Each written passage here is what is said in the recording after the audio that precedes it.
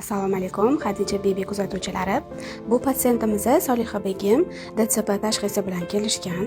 Birinchi kurs massaj, LFK va gidrovana muolajalari olishdi. Hozirda ikkinchi kurs muolajalarini boshlashdi.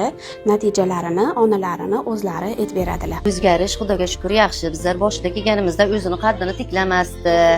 O'yinchoq tutib o'ynamasdi uncha bir. Mana hozir Xudoga shukr, mana birinchi kurs natijasida mana o'zini tiklab, qaddini ko'tardi. Mana o'tirib o'ynaydi. Yaxshi, Xudoga shukr natijalar. Mana Xudoga shukr, mana ikkinchi kursimizni boshlayapmiz. Mana Xudoga shukr yaxshi. Dadasi ham xursandlar. Mana qaddini ko'tardi, o'ynab o'tirib taniydi, gapiradi. Bular o'zi egizak. Mana egizagini ham olib keldim. U ham unga kerak emasdi. Lekin mana yiqilib tez yiqilardi-da, chilishib yiqilardi. Mana yiqilmadi, bo'yi o'sdi, semridi. Buni egizagi ham. Natijalar Xudoga shukr yaxshi. Sizlarga ham tavsiya qilib qo'yaman.